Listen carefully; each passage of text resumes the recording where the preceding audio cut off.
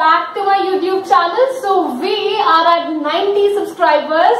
Yes, that feels a lot to me, but we need to take it to 100, and for that, if you haven't already subscribed to my channel, please do subscribe to my channel. Now coming back to today's video, we know that COVID has affected a lot of sectors in a very negative way. So in this video, we will be discussing about placements, tips and tricks, the effect of COVID on placements, and a lot of different things. So the person who is going to answer all our questions today has a BE degree in mechanical, same as me, and MBA degree in marketing and production, PhD with doctorate in the field of management. That's 3 degrees, and I am stuck here with 1 degree thinking what to do next. So, drum rolls please. Let me welcome the person who is none other than my father. Hi.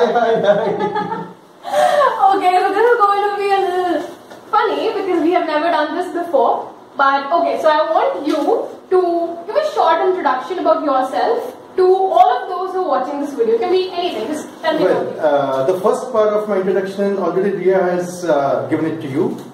The second part, which is primarily very important for today's session, is my experience. I mean, I have been into placements for almost 2 decades. I have been associated with the management campus, that's from KLE Society, and the campus is KLE's Institute of Management Study and Research Hubli. In my tenure of these 20 years, that's 2 decades, I have almost placed around about 5,000 MBA graduates. Now there's a difference between a postgraduate placement and a graduate placement. Now it is referred to the placements of the MBAs. It is far more narrow in terms the expertise required for placing an MBA candidate is much higher as compared to placing an engineering candidate, placing a BCom candidate. So that's precisely been my experience. I'm sure whatever questions she's going to ask me and whatever tips I'm going to give to you today will certainly be playing a lot of important role in your coming days, because that's going to be the crux of your future. That's about my introduction. So I had posted a question tag on Instagram asking my friends to ask questions that they normally face during the placement season, or what are the doubts they have and the effect of COVID on placements. So I received a lot of them. Few of them are very similar. So I have come up with 8 questions, and let me start with the first question, which is the effect of COVID on job market and placement. So how is it going to affect the whole? See here, job market is precisely related to the economy. When the entire world economy is down, India is no exception to it. So what happens here is, we all are presently under recession. Prior to the commencement of COVID, as though the economy was bad, and adding on to the economy being bad, the present condition is desperate in terms of the job opportunities. So yes, certainly said and done, the job opportunities in the present day are going to be very minimal, and that's the scene today. So in continuation to the first question, why is that there are going to be less options for placement, less options for job? See, the opportunities for placements are going to come down for a simple reason. Now, in the normal routine course, any company for that matter would visualize what's going to be its business for the next 6 months, maybe a year later, maybe 5 years later. Today the scene is so unclear, nobody is knowing what's going to be tomorrow. Say, as it is, we have gone through a lockdown phase for almost 2.5 months. Yeah. It could so happen that in the next 15 days, 20 days, they will further call in for a lockdown. And when that's the scene, obviously things being uncertain, nobody would want to venture hiring people, because once a candidate is hired, it is the responsibility of the organization, it's a liability to the organization in terms of maintaining the candidate. Correct. It's just not going to be hired and fired. So with this in mind, since the scene for tomorrow is not clear, the job market is going to really get a royal hit. So going to the next question, I'm pretty sure a lot of engineering students have this question in mind, and it is, does GPA really matter? Because we all know that we by heart things and just go and spit it out in the answer sheet. So and it's not really a good way to judge a student. So if not GPA, what else can help the student secure the position? If let's say a student but crosses the cutoff, what else can help him secure the position? So the first point, what you have referred to in terms of GPA, it is just not the GPA of your scoring, that's what's in the engineering. Consistency in scoring is looked into from the 10th standard. It's the 10th standard scoring, the 12th standard scoring, followed by whatever you have done in the engineering. So every organization, whoever wants to recruit the candidates, it's interested to find out the consistency in the candidates. So that's the answer to your first question. So GPA is mainly it is mandatory. So it's not necessary that the person should have 9.5. See, it is not necessary that you've got to have very high GPA scoring or percentage scoring. Normally, the minimum percentage scoring the organizations do ask for is 60% or 6 GPA, whatever you call it as. But that is mandatory. 60% is mandatory. Anything beyond that is well accepted. But when I say well accepted, it does not mean that a candidate who has scored 95% gets a priority and the candidate who has scored 60% gets a second priority. It's not like that. That's only for the screening, and after the screening is done, it's completely dependent on the candidate. And even so, why this is required is, the moment you look into any opportunity forwarded by a branded organization, they want to ensure that they are going to get in the consistent candidates. Number two, they get applications across the country. Now there's got to be some way to filter these candidates. So, but this is only when you're as a fresher applying for a company. Yes. But let's say you have a prior work experience. So in that case, when you're going to apply for your second or maybe the third company, GPA is not going to matter much. See, it works like this. The first organization does ask for your percentage of GPA. As you clear the first interview and you have worked with the organization for even 6 months or 1 year, next what stands is your experience. So whenever you are getting into the second organization, the experience counts over there. So in that case, GPA won't be considered much, but your work experience that you've done in your previous company is going to do way more. Yes. Okay, fine. So I have I've got my answer. So let's go to the third one. It is how to make your CV stand out. Because in a college, there are so many students with various different talents, but if you want to keep your best foot forward, and that's obviously the CV, right? So how do you make your CV stand out? See, it's like this. You've got to first understand that CV is going to be the first projection of the candidate. Now, you'll have to mention details as to what exactly you are in terms of not trying to lie on anything. And number two, you'll have to first understand what the company has called for. Normally what happens is, whenever the candidates give the resume, they're least bothered to find out which is the company, what candidate, what organization has been looking in the candidate. For example, an IT company calls for candidates, a mechanical student applies. Now he will speak about his mechanical experience, his mechanical learning in the CV. Correct. And that is not what the company looks at. Company looks at what languages you have known. Though you are a mechanical student, though you want to get into an IT organization, they look at what is the IT expertise you have, which are languages you have known. Now, unless that is mentioned, your CV is not going to attract the attention of the interviewers. So precisely, you have got to tailor-make your resume based on the call. And one more very important point is, now, the normal trend in a resume is to write about your objective, your goal. Okay. Now, normally students, what they do, they just give a simple presentation which is uniform across the companies which have called for. Correct. The objective, your goal has to be in line with what the company is. Yeah. So that is primarily very important. So, I think question number 3 was beautifully answered. So, let's go to question number 4, which is the different steps during placement, that is screening and all the different steps. And I'm just going to combine question number 4 and 5. Steps during placement and advice to college students. Those who are presently in the 3rd year or, who are in the 2nd year. So, yeah. So, the first, the preparation for placements are, they're quite simple. The first requisite for any candidate who is going to get into placements is we'll have to enhance your aptitude skills. Because that's going to be the first level of screening, followed by your academic screening. Yeah. So tell me, how does being good in logic help you get into the company? What is the key factor that they're looking at?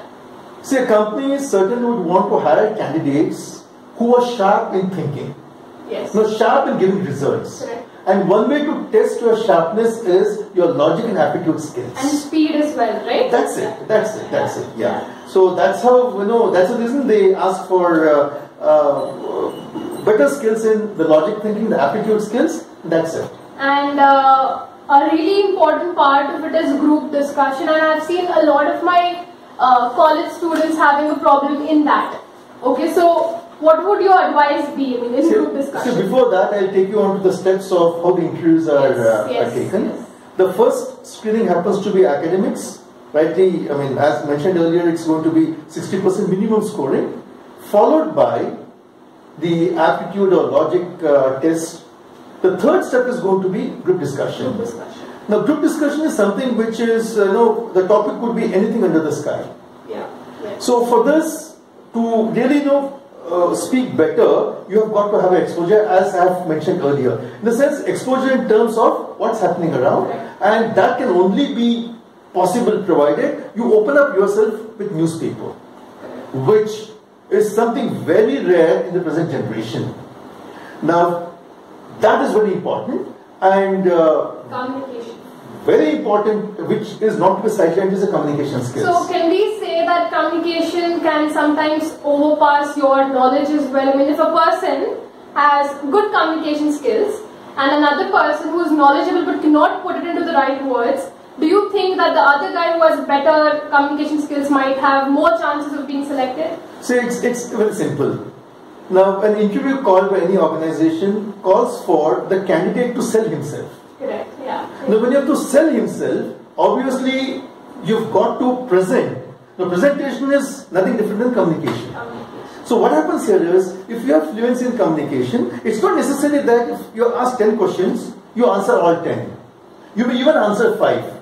And those 5 questions which you have not been able to answer, if you can justify it in a way which is really, appealing, that itself will get you an opportunity. Yeah, and in the personal interview round, so we're asked a lot of times we've been asked technical questions, but we being engineering students, we know how to dodge a question really well. So this happened with me as well. So let's say an interviewer asks you a question and you do not know the right answer to it. So do you just say and just directly say that I do not know the answer, or do you just try beating around the bush? See, it's like this. The moment you step into the interview hall, the confidence with which you step in is going to attract the attention of the interviewer. If the interviewer is satisfied that you are the candidate with a lot of guts and lot of confidence, you would have won half your battle. Correct. And supposing you just keep on faking, you will come to a stage wherein you will have to say sorry. Yes, that happens because one question you fake, and the second one, the minute the interviewer gets to know, he's going to add on questions and you're going to fake more. So the best way to avoid that would be, first, if you do not know the question, you say fine, I don't know, or do you just say don't know or say next question? So they will ask you the next question. You need not guide them to ask you the next question. Your part of responsibility or job is just to answer, but whatever answers you give have got to be very precise, very crisp, with grammatically perfect English. Normally what happens is, the one who interviews you, see, at the first level of interview, it's going to be an HR official. Correct. So HR official will not be exposed to asking you technical questions. Yes. So it's just going to ask you the general questions. Now to answer the general questions, yes, you have got to use the correct English, correct vocabulary, and no flaws of whatsoever kind they are. Correct. So HR won't go a lot in depth with the Normally they don't, because they themselves will have a superficial idea on a topic. Now when it comes to the fourth round of interview, which is very specific in terms of the technical understanding, there the technical questions are going to be asked. So he's going to drill us with all It's like this. Not all organizations know to go into technical ground. Few cases, yes. And if it's technical ground, it's going to be in-depth understanding about your technical understanding. So there you're going to get great. And logically speaking, to crack such interviews, you've got to be very firm and very clear about your basics. That's it. Yeah. Okay, so going to the next question. This is going to be basically a summary of all the things that we have spoken.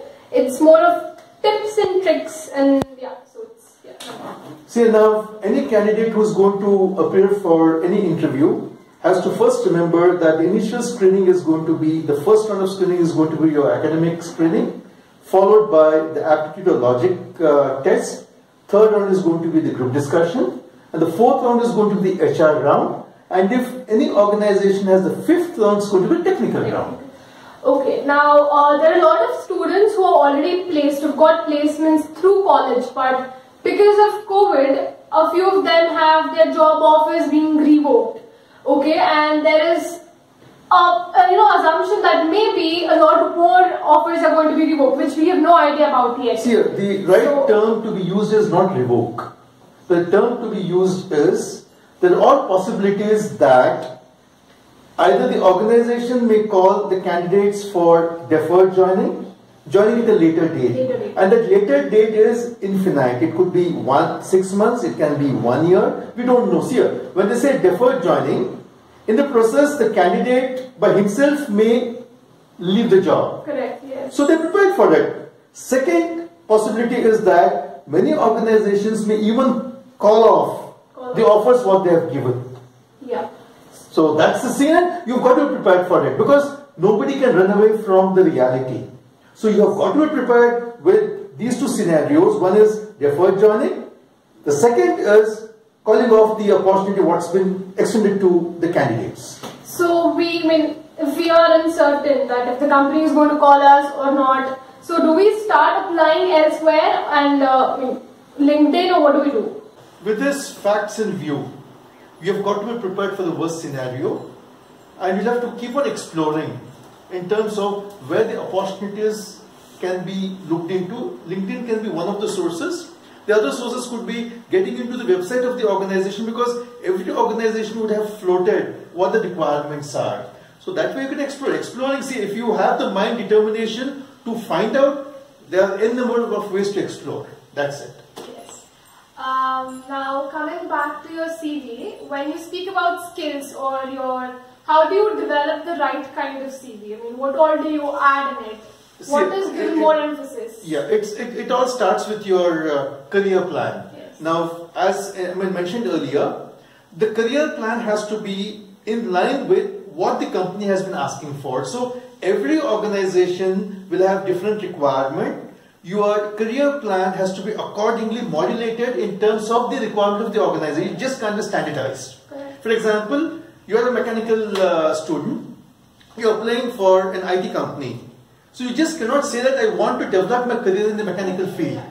It has to be in line to what the IT has been asking for. So that's one thing. Number two, you mentioned about your academics. Third very important point is emphasis has to be given on the internship project what you have done. Because that is going to be the area wherein you are going to be questioned. Yes. Normally what happens is many students take this internship very casually. And this casual attitude of the students really hit them hard when they attend the interviews. Correct. Though you have copied the report. See, I have also copied as an engineer. But when I did the copying, I was very clear as to what have I copied. Yes. I have come across instances, my own students have done the copying without even checking what name has been given in the report. With the report, with the name, the copying has been done. So that should be the case. Anything that is copied, say, I don't say copying is good, it's really very bad. But it can't be avoided because students are students after all. You're all students and she's also been a student. So when you have copied, be clear as to what you have copied. Try to understand in depth what's been done. And one more point to remember when you're writing your resume is, just don't say, normally they say, my hobbies. Hobbies are reading, writing, jumping, dancing. See, companies not interested in your jumping and dancing. Companies are interested in understanding, as a candidate, do I have to hire you? Correct. Are you going to give in return something to me? Well, your core hobbies. So when you say reading, be clear as to what interests you in terms of reading. Is it novel? If it's novel, what kind of novels? Who the writers are? So basically we need to make them understand us better through whatever we have presented. Because that's going to be your first site of presentation to the organization. Correct. See, I wouldn't say as an interviewer, I wouldn't have seen the candidate. Now, if I've got to pick up a resume and I should feel that this is something different than hundreds of resumes what I've got, then it just should mention very precisely what one as a candidate, right? You should stand different. So these are the basic tips. Yeah. And grammatically, your resume has to be perfect. Not in a single grammatical mistake has to be in the resume. Yes.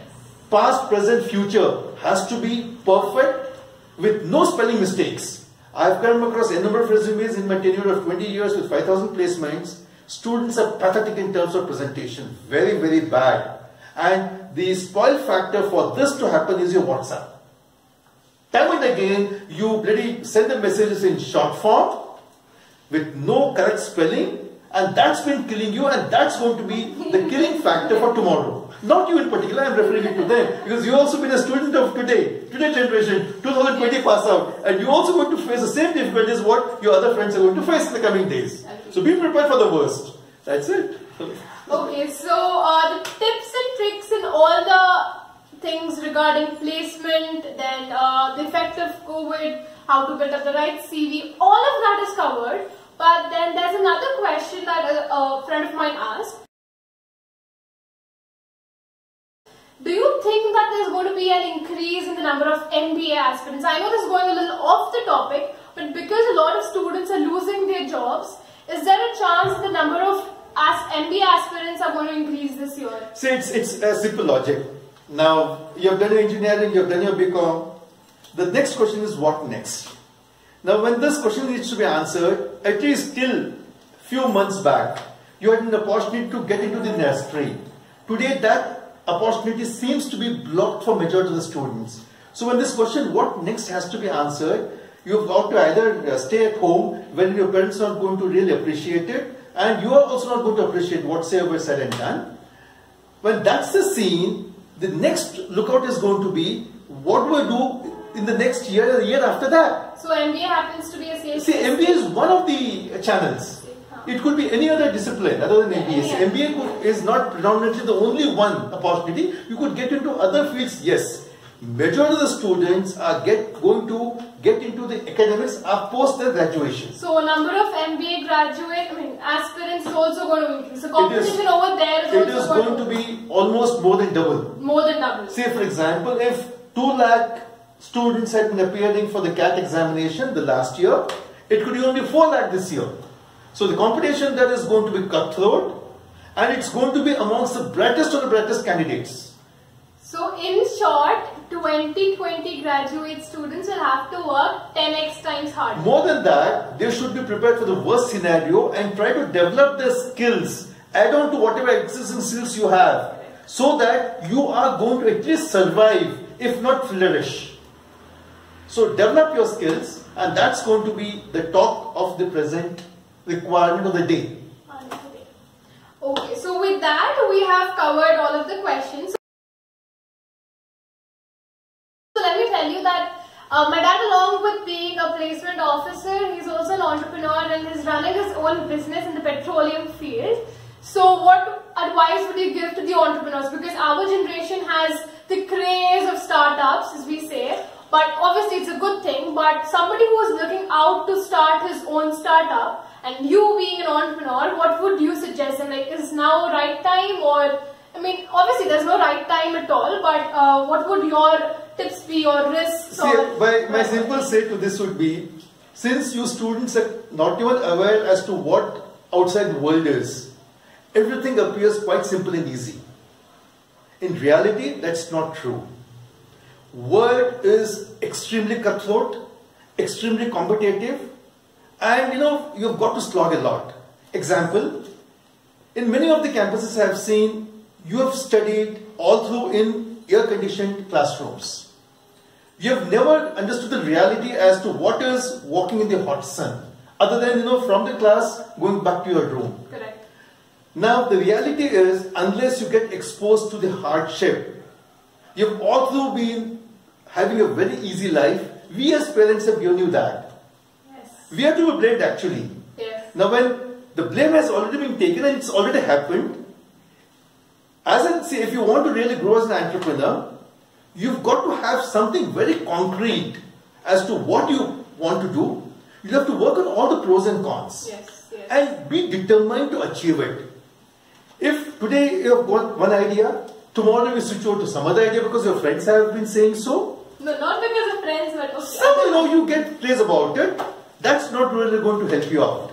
Yes. Have a clarity and then be focused to achieve it without troubling your parents, with your own skills.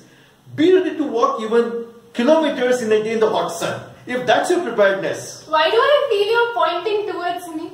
Obviously, you are the present generation of 2020 and your friends would be no different than what you are. Okay, agreed. Yes. Okay, so with this we will end the topic. If you have any questions, please do post them down, comment down in the comment section, or you can DM me on Instagram. And hope you enjoyed this video. And I thank you again for actually agreeing to do this and not being camera conscious at all. I'm so happy. And so do not forget to like, share, and no, I was supposed to say and subscribe. And subscribe. Sorry, I'm sorry.